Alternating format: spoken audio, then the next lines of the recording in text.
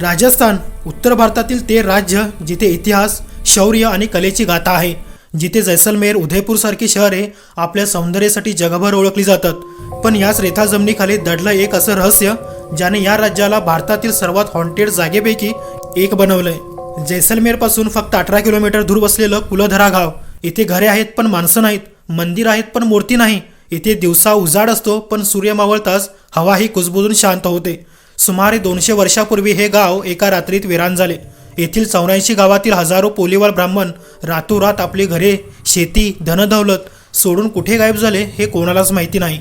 आणि जाताना त्यांनी या गावाला श्राप दिला की हे गाव पुन्हा कधीही वसणार नाही. ज्यानेही इथे वसण्याचा प्रयत्न केला त्याचे सगळं काही बर्बाद झाले. रात्रीच्या सन्नाट्यात आजही इथे पावलांची चाहूल, महिलांच्या रडण्याचे आवाज आणि मुलांचे किलबिलाट ऐकू येतात. तर काय आहे या शापित रहस्यमय कुलधाराची सत्यकथा? चला जाणून घेऊया. ही कथा सुरू होते 13व्या शतकात. पालीवाल ब्राह्मण जे मारवाडच्या पाली क्षेत्रातील रहिवासी, हे लोक होते मेहनती शेतकरी आणि हुशार व्यापारी. मुस्लिम आक्रमकांमुळे त्यांना पाली सोडावे लागले आणि जैसलमेरच्या महारावलने त्यांना आजच्या कुलधराची जमीन दिली. ज्या रेता जमिनीवर गवतही उगवत नव्हते तिथे पालीवाल्यांनी आपल्या प्रगत जलव्यवस्थापन प्रणालीने बावडी, विहिरी आणि नहरे बसवून धान गव्हाची शेती केली. याच पालीवाल्यांनी कुलधरासह आसपासची 84 गावे बसवली. पण त्यांच्या समृद्धीचे सर्वात मोठे कारण होते सिल्क रूटचा व्यापार. स्पायसेस, सोने, रत्न यासारख्या मौल्यवान वस्तूंच्या व्यापारातून कुलधरा इतके श्रीमंत झाले की येथील गल्ल्या सोन्यासारख्या चमकू लागल्या. सुमारे 500 वर्षे हे लोक आनंदाने जगत होते. पण 1820च्या आसपास जैसलमेरच्या गादीवर भोळेभाळे महारावल गजसिंह बसले आणि दिवाण सालिम सिंह, ज्याला लोक जालिम सिंह म्हणायचे, त्याची हुकुमशाही सुरू झाली.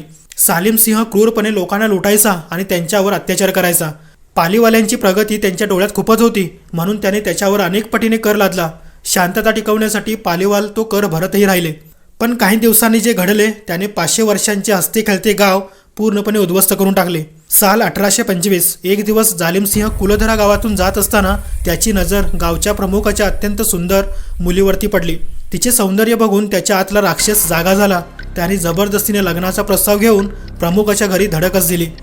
प्रमुखाच्या मुलीचा साखरपुडा आधीच झाला होता आणि पालीवाल ब्राह्मण आपल्या कुलमर्यादेसाठी कोणत्याही परिस्थितीत तयारही नव्हता. जालिम सिंहला वाटले की त्याच्या धाकाने लोक मानतील. पण जेव्हा प्रमुख नाही असं म्हणाला तेव्हा त्याने भीषण धमकी दिली. पौर्णिमेपर्यंत जर तुम्ही लग्नाला तयार झाला नाहीत तर मी सेनेसे येऊन संपूर्ण गावाला उद्ध्वस्त करेन आणि तुमच्या मुलीला जबरदस्तीने उचलून घेऊन जाईन. संकट फक्त एका मुलीवरती नव्हतं तर संपूर्ण 84 गावातील महिलांच्या इज्जतीवर होतं. सालिम सिंहपासून वाचण्याचा कोणताही मार्ग नव्हता.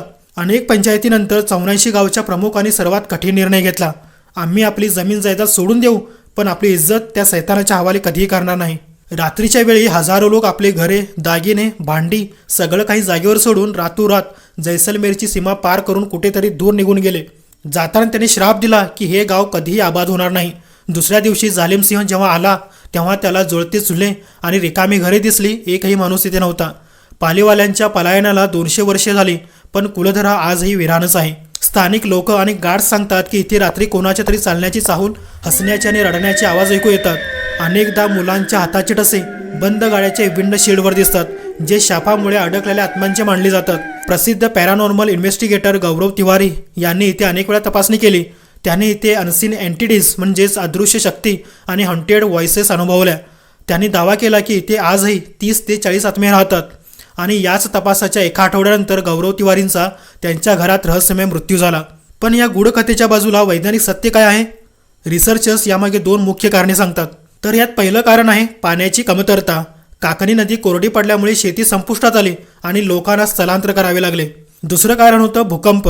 काही भूगर्भशास्त्रज्ञानुसार हे गाव सक्रिय फॉल्ट लायसन्सवर होतं आणि वारंवार येणाऱ्या भूकंपामुळे घरे खंडहर झाली होती. पण मग प्रश्न हा आहे की जर नैसर्गिक कारणामुळे हे घडले तर 84 पैकी बाकी गावे पुन्हा आबाद झाली पण कुलधरा आजही विरानच का आहे? कुलधरा आजही ASIच्या अंतर्गत संरक्षित स्मारक आहे. संध्याकाळ 6 नंतर इथे प्रवेश सक्त मनाई आहे. या रहस्यमय अनुभवामुळेच कुलधरा आजही भारताच्या इतिहासातील सर्वात मोठी न सुटलेली गूढ कथा बनून राहिली आहे.